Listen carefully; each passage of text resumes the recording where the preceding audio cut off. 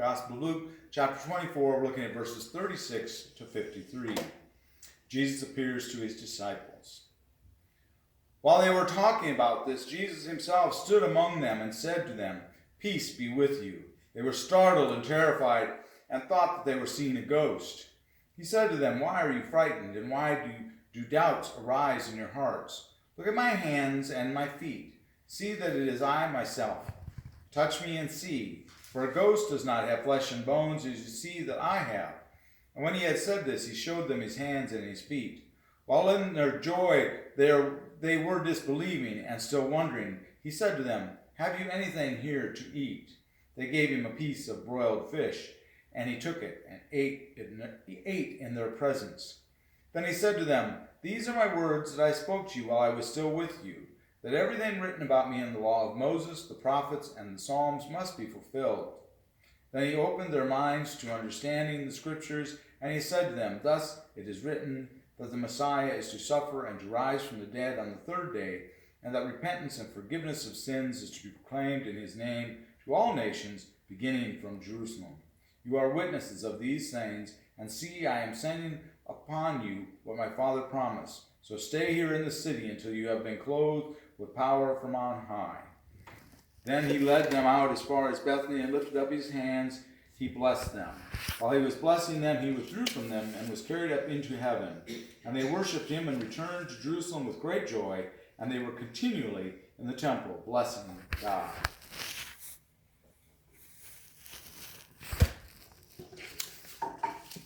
This is the very end of Luke's gospel, and that is the last words are they were continually in the temple blessing God. But here Jesus, this takes place right after the road to Emmaus story in Luke's gospel. And the interesting thing is that in Luke's gospel, remember, Jesus doesn't appear to the women. He appears first to those two travelers on the road. And then when he disappears at the dinner table, they rush back to Jerusalem to see the apostles, and there they are. That's when Jesus appears among them. So it's interesting to note that in Luke's gospel, he has one ascension story, and then in the book of Acts, there's another ascension story. There are some differences in the two stories.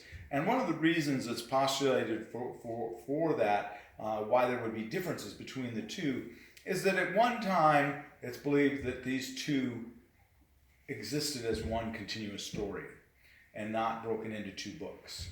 They were probably first written on one gigantic scroll.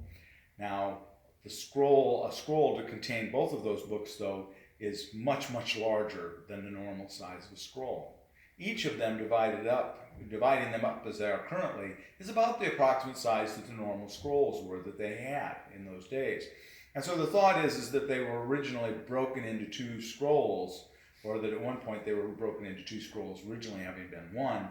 So when somebody wrote another copy, they broke it into two, so it's more manageable. Somebody got a hold of one copy of the second scroll, didn't like the fact that there was no intro, that it just basically started right into the story. And so that at the beginning of Acts, it's thought that some of that beginning has been added, because it again starts off to my dear Theophilus. So, and that is why then they added this ascension story in again, and that explains why. It's just that's a theory, a hypothesis. We don't know. We'll never know until we go to the other side, and then we can ask. Say, is Luke around? I'd really like to talk to him. So find out whether there was one scroll or two scrolls. It doesn't really actually matter that much, but there are slight differences. Don't let that worry you when you read it, if you have noticed that. The important part about this is, of course, for us is the resurrection. And I do want to mention just another thing about this. It seems that after Jesus is come back in the resurrected body, he's always wanting to eat, isn't he? Remember in John's gospel, he's eating fish. Here he's went with the two on the road to Emmaus, and they were sitting down to eat, and he left. And here now he asks for food again.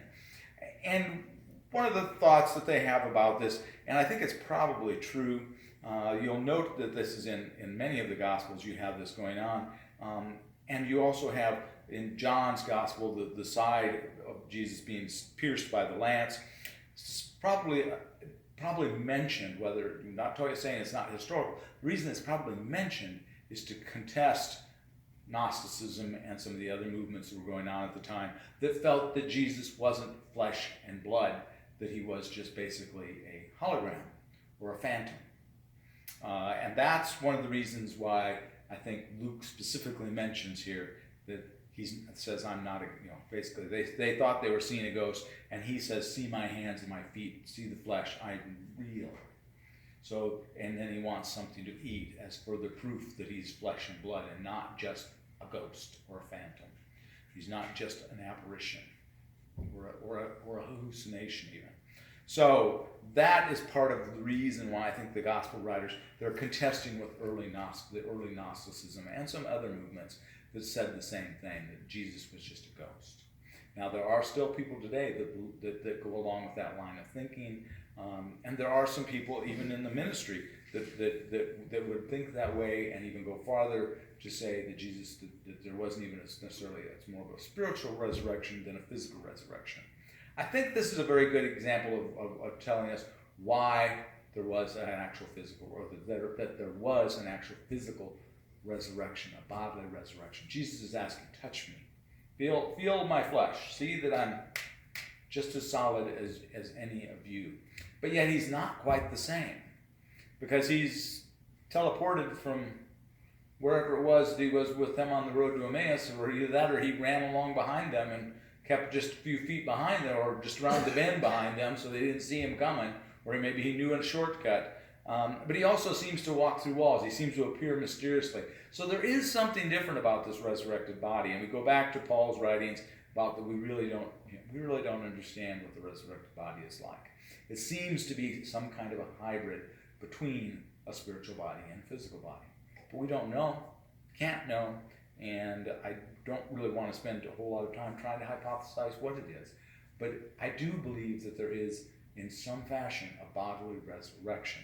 And the large part of the reason why I believe that has to do with perhaps more so Mark's gospel than Luke's, but all of the gospels show the disciples being very, very foolish. They're afraid. They run away at the arrest, and all of a sudden that there's some conversion where they suddenly become fearless. And here they go back, and the very last words, and they were continually in the temple blessing God. They go back to the temple.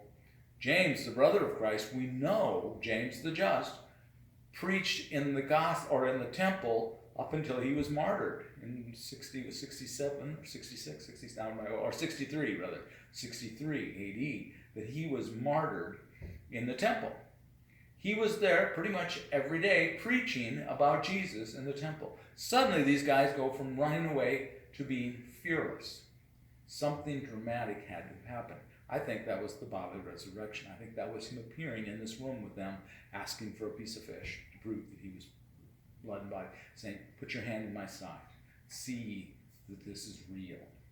And so I think we can take great reassurance from this, and that's good. We need that reassurance, because that's a large part about what we believe. And Paul thought it was, a linchpin. It was a deal breaker to Paul if there wasn't a bodily resurrection.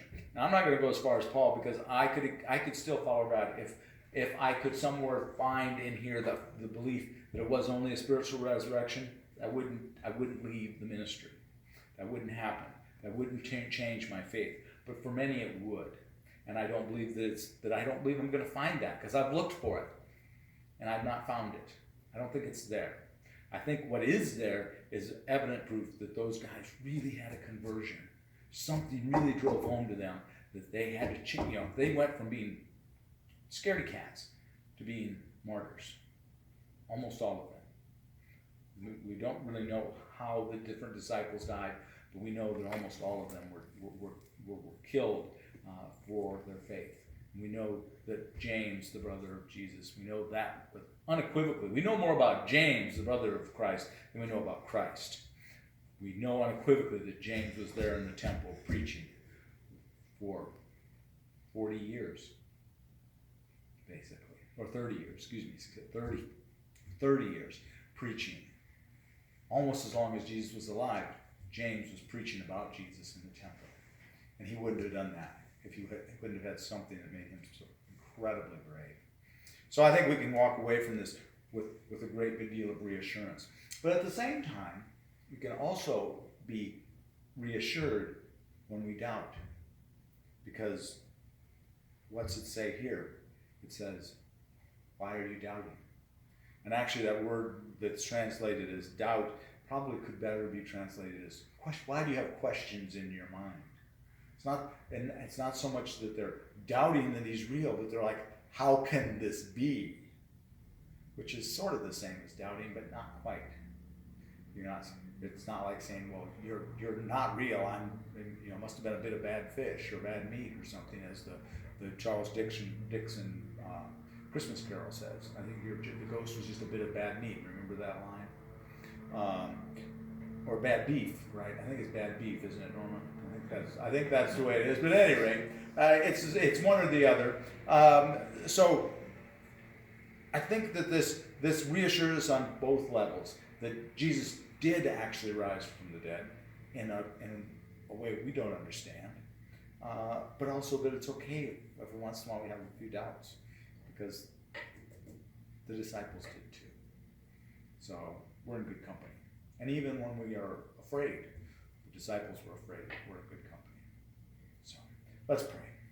Dear Heavenly Father, thank you so very much for the last little bit that Luke shares with us in his gospel. And perhaps most importantly, we want to focus on that bottom line, that they were continually blessing God, that they were continually spreading the word of Jesus' gospel. The gospel of Jesus, not the gospels that we look at here, where we talk about the good news, but truly the good news, the message of Christ, not just the words that we have in the Bible, but the actual message is the true gospel.